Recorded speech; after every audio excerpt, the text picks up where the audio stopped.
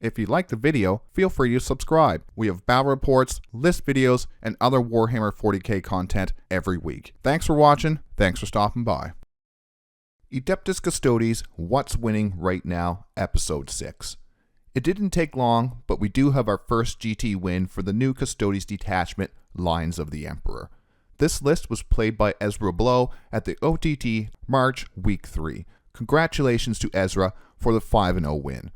It was a smaller GT of 30 people, but it was still a hard-fought victory for Ezra, who deserves credit for the first Lines of the Emperor detachment win. We will look at his list, his path to victory, with a quick breakdown of what these units can do in this detachment. I do like to put a very general game plan for these lists as well. All credit goes to Ezra for this list. I did not write it, nor win the GT with it, so it's just a very general game plan. Let's take a look at Ezra's Lines of the Emperor list. It comes to 2,000 points. He did have 3 characters in the list, an Allarus Shield-Captain with the Adamantium Mortis enhancement with a Custodian axe, 2 Bladechampions with no enhancements. For his battle line, he did have a 4-man unit of Custodian Guard with spears. For the other data sheets, he did bring 2 Caladius Grav-tanks with the Twin Arachnus heavy blaze cannons, a unit of 2 Allarus with the spears, and a unit of 3 Allarus with the spears. 2 units of 5 Custodian Wardens with the spears and the Vexilla, and then 2 units of 4 Prosecutors. He did have an allied unit, Inquisitor Draxus, to join up with that Custodian Guard to give some really good anti-infantry shooting. That's Ezra's tournament winning list. Let's take a look at his path to victory. This was his path to victory. Once again, the tournament was OTT 2025 and it took place on week 3 of March 2025. Game 1 was against the Blood Angels and that was an 80-20 win. Game 2 was against the Imperial Knights, a 75-68 win. Game 3 was Custodes versus Orcs. That was a 58-45 win. Game 4, his closest game by far, was the Custodes versus the Necrons, and that was a very close 43-42 win. Ezra's final game was against the Astra Militarum, and that was a 96-69 win. Congrats to Ezra for that 5-0 GT win. The only 5-0 player at the tournament with a total of 354 points out of 500. Congratulations, Ezra, for our first Lines of the Emperor GT win. Now let's take a look at some of the key rules from the Lines of the Emperor detachment that will benefit this list. First off, we have the Lines of the Emperor detachment rule, against all odds. Each time an Adeptus Custodes unit from your army, excluding vehicles, so those Caladius Grav-tanks in his list will not get this.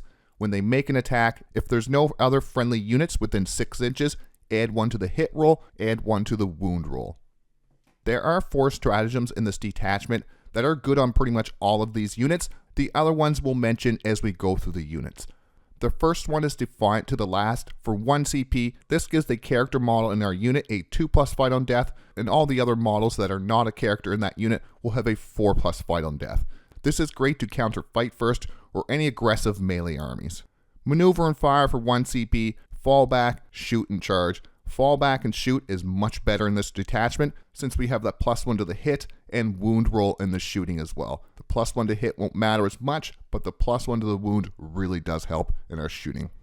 Peerless Warrior for 1 CP. We are not going to be using this a lot, but when we do need to, it will give precision to the entire unit's melee weapons, making you able to smash out characters when you really need to. Finally, Swift as the Eagle for 1 CP. After a unit has shot one of our units, we can spend 1 CP, roll a d6, and move that amount in inches. It is a normal move, so if you do have Virtus Praetors, you can use that Quicksilver Execution as you're flying over a unit if you need to. This list doesn't have any Virtus Praetors, but it's just a little tip I want to throw in here. And we of course have our army rule that gives us sustained hits 1 or lethal hits in the combat phase as long as that unit has the Martial Kata ability. On to the unit breakdown of this list. This will be a quick breakdown since I didn't write this list or play it. It's mostly going over what this detachment can do with these units. Our first unit is the Allarus Shield-Captain with the Adamantium Mortis enhancement and the 2 Allarus Custodians joined to that Shield-Captain. This is the one unit I see in almost every Lines of the Emperor list. Adamantium Mortis on the Shield-Captain with the Custodian axe is 6 attacks, strength 12, AP 2, damage 4, with reroll the wound roll into character, monster, or vehicle units from the attached Allarus and their Slayer of Tyrants ability. The Allarus Shield-Captain becomes an S tier threat to the opponent with this enhancement. It also helps that this is the cheapest enhancement in the detachment at only 10 points, when most of the other ones are either 15 or a big 25. Placing these on the board or waiting in reserves for a rapid ingress, the opponent has to respect this unit for the amount of damage that we can do in melee. We also get to use that Allarus Shield-Captain ability, Oromite and Adamantine, to reduce all incoming damage to one phase. With Gilded Champions, we can use that ability twice per game. When the detachment rule for +1 to the hit and +1 to the wound is paired with all the stacking buffs and abilities, the Allarus Shield-Captain becomes a walking tank that smashes things out of existence in combat. Defiant to the last for 1 CP for a 2+ fight on death or a 4+ fight on death for the Allarus models makes fighting this unit in melee combat a dance with death for the opponent. Next up is the 2 Bladechampions with the 2 groups of 5 Wardens. This was a unit I was not sure of, but Ezra has proven me wrong here. The double advance and charge gives this unit some high charge threat range multiple times per game. He may not even attempt the charge, it is the fact that he could make the charge. The enemy has to respect that and screen that or keep their units back in fear that he might charge them and take them out. The Bladechampion does not have to use that advance and charge ability, martial inspiration, until the charge phase. This allows these units to have a psychological warfare aspect. We could advance and charge when we advance, or save it for another turn if that advance roll was low. Since we don't have to declare this to the start of the charge phase, we could be thinking about advancing and charging, roll a low advance and decide not to charge that turn, and we can just wait until next turn. Since we don't have to declare this in the movement phase, it is the charge phase. I like this because it gives us a little more leeway when we want to use that advance and charge ability. Gilded Champions for 1 CP, the stratagem that allows us to use our characters once per game abilities on their data sheets twice per game, and that can re-rack our advance and charge for the Bladechampion, and that can have these units flying around the board. The Wardens shooting in the melee is not as good as the Custodian Guard or the Allarus in this list. +1 to the wound though in melee still has these cranking out the damage. They are, however, much tougher to kill, even more so in that 4+ feel no pain phase. The Caladius tanks in this list make up for the lack of firepower from the Wardens. We might as well go over those Caladius Grav-tanks now. We all know about the Caladius Grav-tank by now. If you have not heard about it, I will make it short and sweet. The tank does gain some rules in this detachment. The Caladius Grav-tank is a Forge World Custodes tank that is one of the most expensive, if not the most expensive, good Forge World unit we have access to. What makes it so good is the range profile paired with the abilities. The ranged weapons, those Arachnus heavy blaze cannons, they are 48-inch range, 4 attacks, hitting on 2s, strength 12, AP 3, damage D6 +2, and they're twin linked. The twin linked makes a huge difference since that allows us to re-roll the wound roll. Then we have the Caladius advanced firepower ability, which allows us, when we're using that twin Arachnus heavy blaze cannon, to have lethal hits into monsters and vehicles.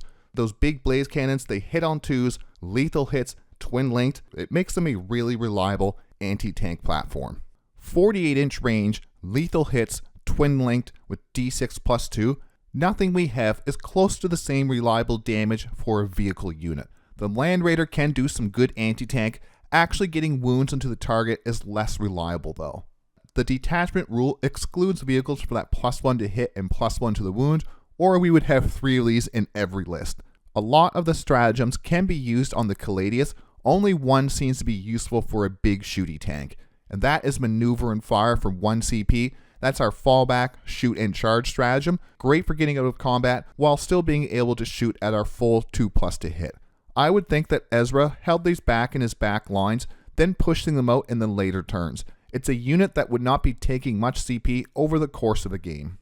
The unit of 3 Allarus, there's no character in this unit. It is still a murder machine in the shooting and the fight phase. +1 to the hit and wound is great on these. It makes a big difference in their shooting. Custodes have not really had a problem in the fight phase. With +1 to the wound roll, that lets us be much more deadly in the shooting phase. The spears on these Allarus are AP 1, damage 2 with their shooting. That kills a Space Marine with every failed save. The Ballistic Grenade Launcher is AP 1, damage 1, D6 shots with blast, great for those 1 wound T3 models.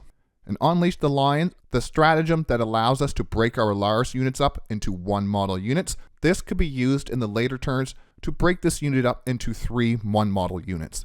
Even better if Golden Light has not been used, giving the list 3 units to bounce around the board and score late game points with Golden Light.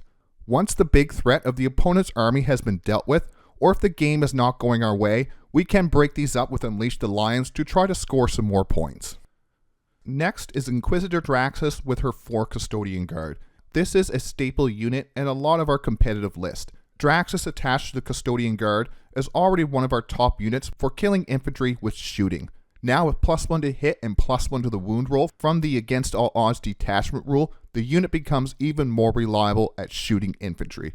It also gives the unit some threat into tougher targets. Draxus does get access to the detachment rule since she is attached to a Custodian Guard unit, and Against All Odds is a Custodian Guard unit that is outside of 6 inches of another friendly unit. So Draxus would get access to that +1 to hit and +1 to the wound roll. All Draxus ranged attacks are damage too, along with the Custodian Guard's spears. Failed saves will take chunks out of the opponent's army. And our Martial Kata army rule targets the unit with Martial Kata, and the Custodian Guard give the unit Martial Kata, so this does give Draxus our Custodes karate in the fight phase.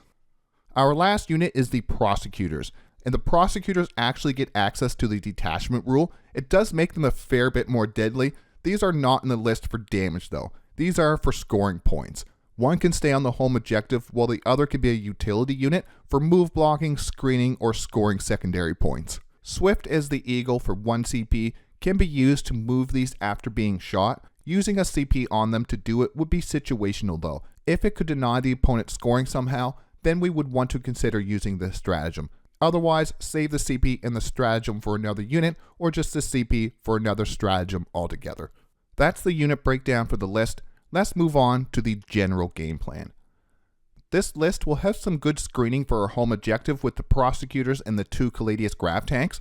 Draxus can use her 18-inch blown-up ability on her unit of Custodian Guard, then use her anti-infantry shooting to take out any infantry units who come to the mid-board. The Allarus can either start on the board or in reserves. Having the 3 Allarus unit on the board at the start of the game can help pressure the center, and then in the later turns, use Unleash the Lions with Golden Light.